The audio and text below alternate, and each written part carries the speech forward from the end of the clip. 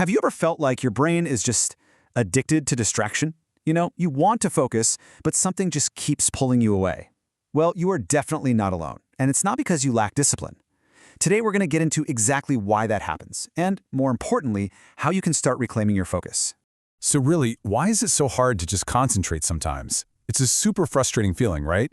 But the answer isn't about willpower. It's about what's going on inside your brain. Let me walk you through a scenario that I'm pretty sure you'll recognize. Okay, picture this. You've got the best intentions. Your desk is clear, you've got your coffee, and you are ready to crush that big project. The motivation is there. You can feel it. And then it happens. That little buzz from your pocket. Or maybe just the thought, I wonder if anyone replied. You grab your phone, telling yourself it'll only be a second. One quick scroll. What could it possibly hurt? But that second, well, we all know how that goes. It turns into 10 minutes, then 20, and when you finally pull your head up, that motivation, that clear focus you had, it's just gone. So what is really going on here? The culprit behind this whole cycle is a really powerful chemical in your brain. And again, this has nothing to do with a lack of willpower. It's all about how your brain has been trained to chase a certain kind of reward. Let's talk about the key player, dopamine. So dopamine, in simple terms, is the brain's reward chemical. When you do something your brain likes, it gives you a little hit of dopamine, and you feel good. Simple enough. But here's the crucial part. Not all dopamine hits are created equal. Take a look at this. On the left, you have what we can call easy dopamine. Every time you scroll, every notification you check, you get a tiny instant reward.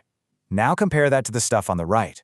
Reading a chapter, solving a tough problem, the dopamine reward you get from those things is way bigger, way more satisfying, but it's delayed. You have to work for it. And here's the thing about your brain. It loves efficiency. It's always looking for the path of least resistance. So it asks itself, why work hard for a big reward later when I can get a bunch of tiny little rewards right now? Over time, all that rapid-fire content literally rewires your brain to expect and even crave constant, fast-paced stimulation. And this is the result. When your brain gets used to the novelty of a new video every 15 seconds, trying to focus on a single, unchanging task starts to feel, well, it feels boring. It can actually feel physically uncomfortable. Your brain gets restless and starts pushing you back towards that easy dopamine hit, your phone. But here is the good news, and it's really good news. This is not permanent. Your brain is incredibly adaptable. You can absolutely fight back and reclaim your ability to focus. So let's dive into a simple 4-step fix to do just that. Think of these 4 steps as your toolkit. This isn't about some crazy overnight life makeover. It's about building smart habits that put you back in the driver's seat of your own attention. Let's start with number 1. Okay, this one is so crucial. The first hour you're awake pretty much sets your brain's stimulation level for the entire day. If you immediately flood your brain with a fire hose of high dopamine content from your phone, you're telling it to crave that same level of intensity all day long. So I want you to try this tomorrow. Instead of reaching for your phone first thing, pick up a book. Spend 5 minutes just planning out your day, or just sit with your thoughts for a minute. By starting slow, you're teaching your brain that it doesn't need that constant chaos to function. All right, let's move on to step 2. This number, 25 minutes, is an amazing psychological tool. I mean, the idea of focusing for hours straight can feel impossible, right? But almost anyone can convince themselves to focus for just 25 minutes. And this is the core of it. You set a timer for 25 minutes, and you give one task your full, undivided attention. When that timer goes off, you take a 5-minute break. Then you just repeat the cycle. This trains your brain to hold focus in these manageable little chunks, building up your attention span without burning you out. Now for a step that is simple but absolutely non-negotiable. You have to create an environment where you can focus. If your biggest distraction is sitting right there within arm's reach, your brain will eventually find a reason to grab it. Put your phone in another room. Turn off the notifications on your computer. Make focus the easy option.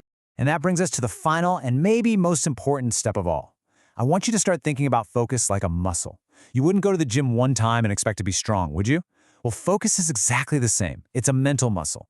And at first, yeah, the training is going to feel hard. That's normal. But every time you choose to focus, you're doing one more rep, and that muscle gets just a little bit stronger. So what's the big idea here? It's about a fundamental shift in how we think about concentration.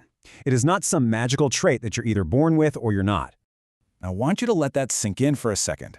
This idea takes all the blame off of you and turns this into a challenge, one that you can actually overcome. You have the power to build your ability to concentrate. just like you would build any other skill. Right now, through no real fault of your own, your brain has probably been conditioned by the world around us to seek out distraction. It's just learned to make that its default setting. And this is the most hopeful, empowering truth of all. Your brain can change. Through deliberate, consistent practice, using the very steps we just talked about, you can retrain it.